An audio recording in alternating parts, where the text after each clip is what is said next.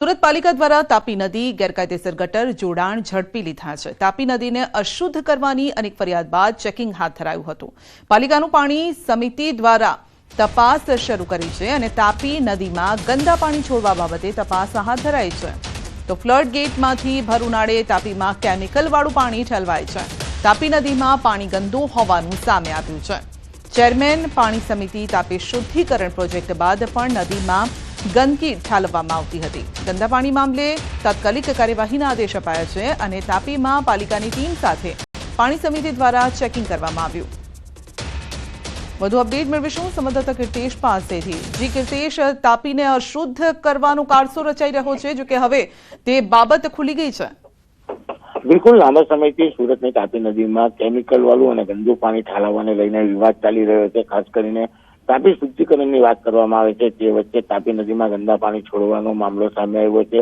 ભર ઉનાળે ફળઘાટમાંથી કેમિકલ વાળું પાણી ઠલવાતું સામે આવ્યું હતું। તાપી નદીમાં પાણી ગંદુ હોવાનું સામે આવતા જ વાઇસ ચેરમેને પાણી સમિતિ અને તાપી શુદ્ધિકરણ પ્રોજેક્ટ બાદ પણ આ નદી ગંદી છે, જેને લઈને મહાનગરપાલિકાએ બોટમાં 7 કિમી સફર કરી ગટરના ગેરકાયદેસર જોડાણ શોધવા સાથે અટવા અને રાંદેરમાં ગંદા પાણીના સાઇટથી વધુ ફરિયાદો મળી હોવાની વિગતો પણ સામે આવી છે। એટલે કહી શકાય કે આગામી દિવસોમાં આ તમામ આઉટલેટ બંધ કરવાની તૈયારી મનપા દ્વારા કરવામાં આવી છે। જી, આપનો આભાર। અમદાવાદ વન મોલમાં ફાયર વિભાગની મોક ડ્રીલ। આગ લાગે ત્યારે કયા પ્રકારની તકેદારી રાખવી તેને લઈને યોજાઈ મોક ડ્રીલ। ફાયર વિભાગમાં ઉચ્ચ અધિકારીઓ મોક ડ્રીલમાં હાજર રહ્યા।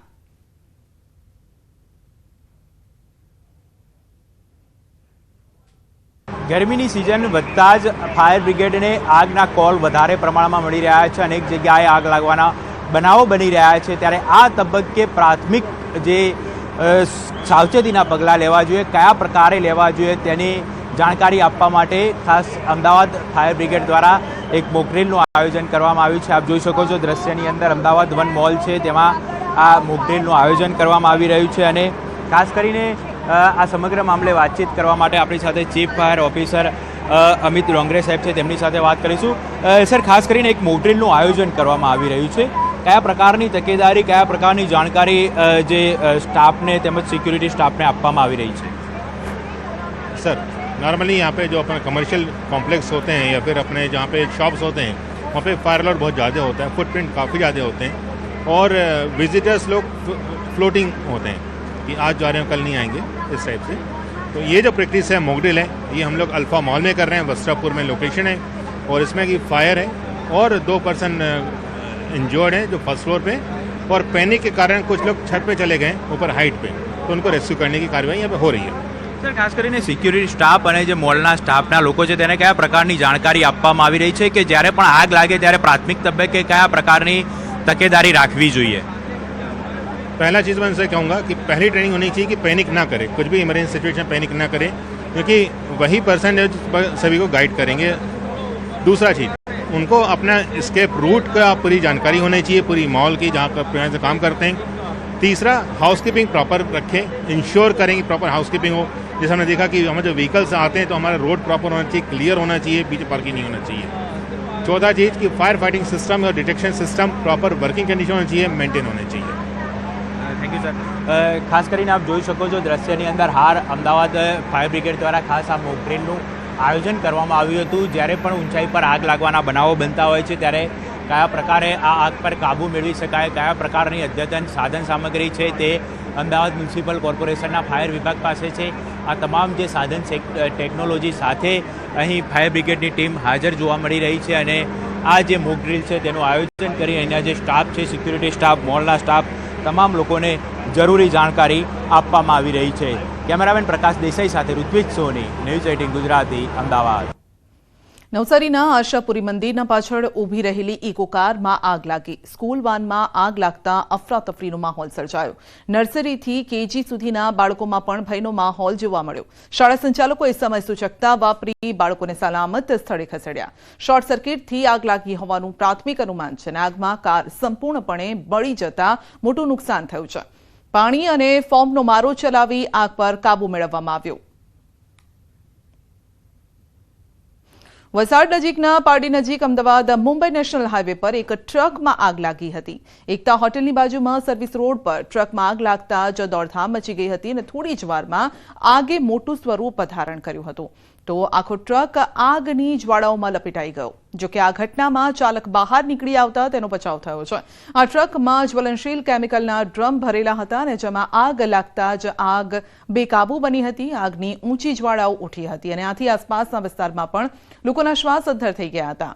તો આખો ટ્રક ભડકે બળ્યો હતો અને અમદાવાદ મુંબઈ નેશનલ હાઈવેના વાહન વ્યવહારને પણ તેનાથી અસર થઈ હતી.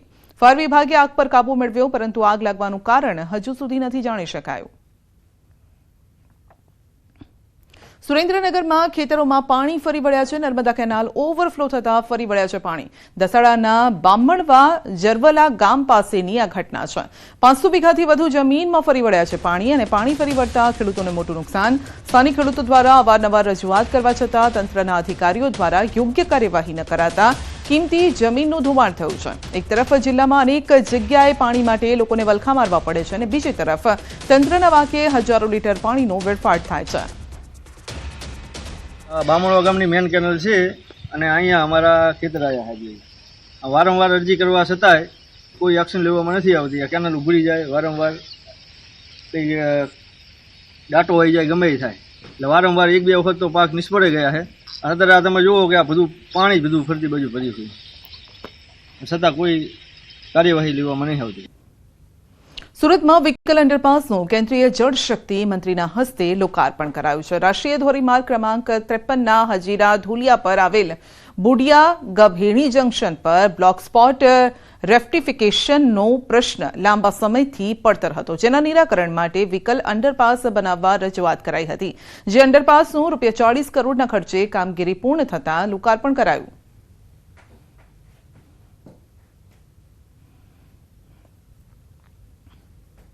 CR પાટીલે રાહુલ ગાંધી પર કર્યા છે પ્રહાર. ગુજરાત દરેક માટે આકર્ષણનું કેન્દ્ર છે. PM મોદીના નેતૃત્વમાં ગુજરાત આજે સલામત છે. 2 દિવસ ગુજરાતમાં આવવાથી ગુજરાત તેમનું ન થઈ જાય. જે વ્યક્તિ ઇરાદાપૂર્વક આવી રહ્યો છે તે સફળ થવાનું નથી. પાર્ટીના જ માણસો પર તેણે વિશ્વાસ નથી. ગુજરાત એક એવું રાજ્ય છે કે દરેકને આકર્ષણ થાય, પરંતુ જે વ્યક્તિ જે ઈરાદા સાથે આવી રહ્યો છે એ ચોક્કસપણે એમાં સફળ થવાનો નથી એવું તમને ખાતરીથી કહી શકો છો. જેના નેતૃત્વમાં પાર્ટીના લોકોને જ વિશ્વાસ નથી, ત્યાં ગુજરાત જેવા વિકસિત રાજ્યની અંદર બધી જ પરિસ્થિતિને પારખીને કામ કરવાવાળા લોકો, સાહસિક વૃત્તિના લોકો એ ક્યારેય નબળું નેતૃત્વ પસંદ કરતા નથી. અને એટલા જ માટે માનનીય પ્રધાનમંત્રી શ્રી નરેન્દ્ર મોદી સાહેબના નેતૃત્વમાં ગુજરાત સલામત છે. ગુજરાતનો વિકાસ એ 100% સંભવિત છે. કોઈ 2 દિવસ આવી જાય એના કારણે કંઈ ગુજરાત પોતાનું થઈ જશે એવી જે કલ્પના એ કરે છે એ ક્યારેય સાકાર થવાનું નથી. રાજકોટની ઘટના બાદ સુરત પોલીસ એક્શનમાં આવી છે. ટ્રાફિક પોલીસ દ્વારા ચેકિંગ હાથ ધરાયું. બસ ડ્રાઈવરનું કરવામાં આવ્યું ચેકિંગ. બ્રેથ એનાલાઇઝર દ્વારા કરવામાં આવ્યું ચેકિંગ. બસ ડ્રાઈવરના લાયસન્સ પણ ચેક કરાયા. BRTSની બસોના ડ્રાઈવરોનું ડ્રિંક એન્ડ ડ્રાઈવ અંગેનું ચેકિંગની એક ટીમ બનાવી અને અમને સૂચના આપવામાં આવેલી હતી. જે અનુસંધાને આજરોજ VR મોલની સામે આવેલા BRTS બસ સ્ટેન્ડ તથા આજુબાજુના BRTS બસ સ્ટેન્ડની અંદર જે બસો આવે છે એને રેન્ડમલી એના ડ્રાઈવરોના ડ્રાઇવિંગ લાયસન્સ અને એમનું બ્રેથ એનાલાઇઝર વડે અમે ચેકિંગ કરેલ છે. નવસારીના વાંસામાં સ્ટેટ મોનિટરિંગ સેલના દરોડા. સ્ટેટ મોનિટરિંગ સેલની સૌથી આ મોટી કાર્યવાહી છે. એક મકાનમાં છુપાવેલો નશાનો સામાન ઝડપી પાડ્યો છે. મકાનમાં હાઇબ્રિડ ગાંજો અને જોમ્બી સિગારેટનો જથ્થો છુપાવવામાં આવ્યો હતો. TSCના જથ્થાવાળી સિગારેટ મળી આવી છે.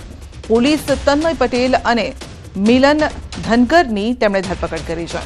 8 લાખની કિંમતનો 80 ગ્રામ હાઇબ્રિડ ગાંજો ઝડપાયો. 20 લાખની 20 નંગ જોમ્બી સિગારેટ ઝડપાઈ છે. સિગારેટ અને ગાંજાનો જથ્થો અપાવનાર વાપીના આતિફ વિરુદ્ધ ફરિયાદ નોંધાઈ છે. આરોપીઓએ સિગારેટ ડાર્ક વેબથી મંગાવી હતી અને જોમ્બી સિગારેટનો રાજ્યમાં પ્રથમ કેસ છે. સ્ટેટ મોનિટરિંગ સેલમાં નોંધાયો છે.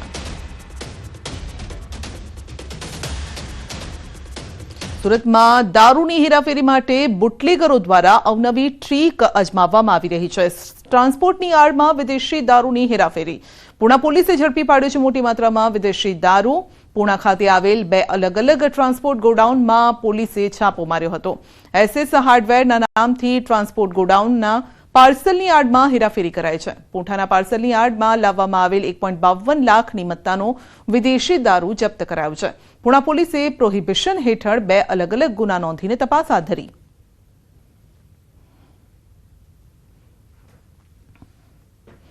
પંચમહાલના વેજલપુર સ્થિત બાગાયત કેન્દ્રના મુખ્ય વૈજ્ઞાનિક ડોક્ટર A.K. સિંઘના સંશોધનના પરિપાક સ્વરૂપે હિન્દુ ધાર્મિક વૃક્ષ ગણાતા બિલી પર સંશોધન કરવામાં આવ્યું. હાલ સુધીમાં અહીં 8 પ્રકારના બિલફળ અને શાકભાજીનું સંશોધન થઈ ચૂક્યું છે. બિલી વૃક્ષ પર સંશોધન કરી વિવિધ પ્રકારના બાગાયતી બિલફળની જાત વિકસાવી છે. વૈજ્ઞાનિકોએ વર્ષ 1999થી મહેનત કરી બિલફળનું ઉત્પાદન અને સંશોધનની સિદ્ધિ પ્રાપ્ત કરી. બિલફળ ગરમીમાં આરોગ્ય અને અમૃત ફળ સમાન હોવાનો સંશોધક વૈજ્ઞાનિકો દ્વારા દાવો છે. ત્યારે ખેડૂતો માટે બિલફળની ખેતીને સરળ અને સારી ઉપજ આપનાર પાક માનવામાં આવે છે. ડુંગરાળ વિસ્તારમાં બિલફળનું ઉત્પાદન લેતા ખેડૂતો સરળતાથી આવક મેળવી રહ્યા છે. हम इस फल को डायरेक्ट भी खा सकते हैं चम्मच से, चाहे तो इसका मावा निकाल करके पानी में डाल करके मसल करके फिर उसको छान करके शरबत बना सकते हैं. अब ये जो फल मैं दिखा रहा हूँ इसमें कम से कम 6 से 8 ग्लास शरबत बिना चीनी मिलाए आपका बन सकता है.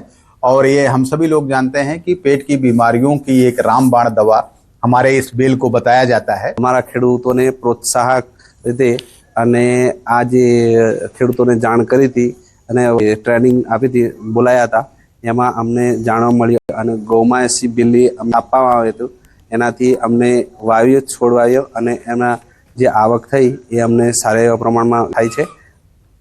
વડોદરામાં વર્ષો જૂની ઐતિહાસિક ઇમારતો જર્જરિત બની ગઈ છે. શહેરની શાન સમાન ગણાતા માંડવી ગેટના 16 પિલર પૈકી ગેન્ડી ગેટ તરફનો પિલર ક્રેશ થઈ ગયો છે અને જેના કારણે 291 વર્ષ જૂનું માંડવી ગેટ ગમે ત્યારે પડી જાય તેવી સ્થિતિ છે.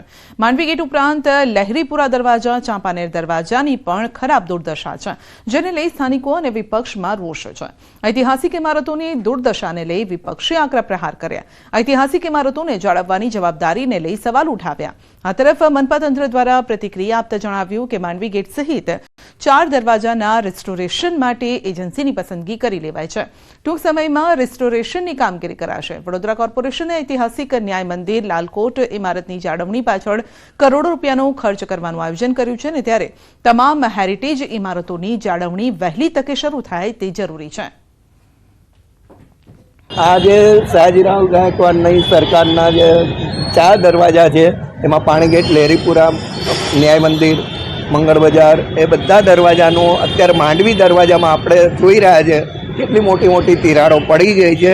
હવે એ દરવાજાની જો પહેલેથી રિનોવેશન ને બધું કર્યું હોત તો અત્યારે આ પ્રોબ્લેમ ના આવે. માંડવી, પાણીગેટ, ચાંપાનેર, પછી લહેરીપુરા અને ગેન્ડીગેટ, આ 4 દરવાજાનો શહેર જે વિકસિત થતાં થતાં અલકાપુરને દૂર દૂર સુધી ગયું છે અને ત્યાં 12 માસ ગર્દી હોય છે જ, ચાહે રાત હોય ચાહે દિવસ હોય.